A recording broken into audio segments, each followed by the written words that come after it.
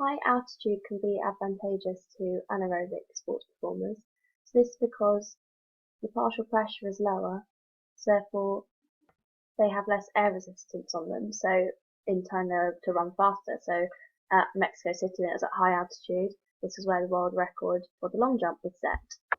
The first set of data showed oxygen saturation on the participant taking part in a 15-minute submaximal cycle. So Hypoxia is at normal conditions. Their oxygen saturation was nearly 100%, it was 98, and minute 10 and 15 was 97.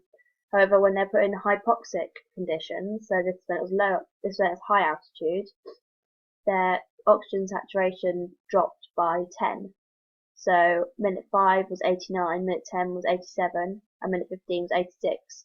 So this means there's not as much oxygen in their blood, and that their blood is not fully saturated. So this has implications for their muscle, which could cause fatigue. Looking at the RPE of the same participant, so it was taking part again in the 15-minute submaximal cycle. In Hypoxia, 10, 11, 10, so these are quite low, saying it's quite easy, whereas at Hypoxia, 13, 14, and 15, so this shows that they may be experiencing fatigue or they may be experiencing other pain, like altitude sickness, they could be getting a headache, they could be getting dizzy, but RPE is looking at the mental side and the psychological side of it. So looking at ways to adapt to altitude and ways that you can be in altitude. So you can either put yourself in those conditions, so go in an altitude chamber at altitude 10, or you could go to altitude, so you can live at low altitude, high altitude all the time. So at altitude, endurance activities are affected the most due to the reliance of oxygen transport to the aerobic energy system. So endurance athletes can prepare for competitions by altitude by performing in high intensity endurance and training to increase their VO2 max. Endurance events are limited by oxygen supply to the working muscles, and to increase the oxygen supply to the muscles and fatigue is delayed. So by putting yourself in these conditions, you're able to increase the number of red blood cells in your body, which means more oxygen will be able to associate to these red blood cells and be taken to the working muscles.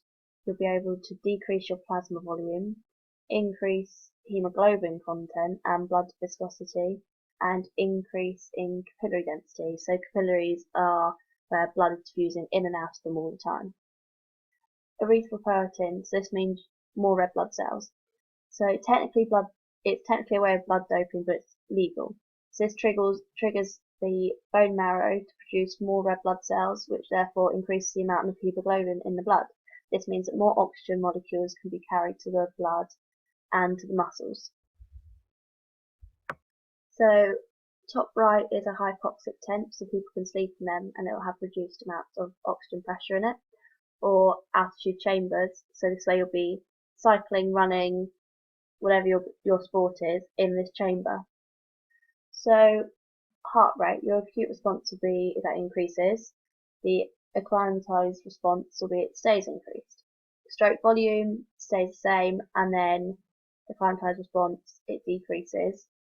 And then post, your blood lactate decreases, hemoglobin increases, your red blood cell mass also increases, so therefore your aerobic sports will be benefited from this, whereas anaerobic events require little adaptation at all.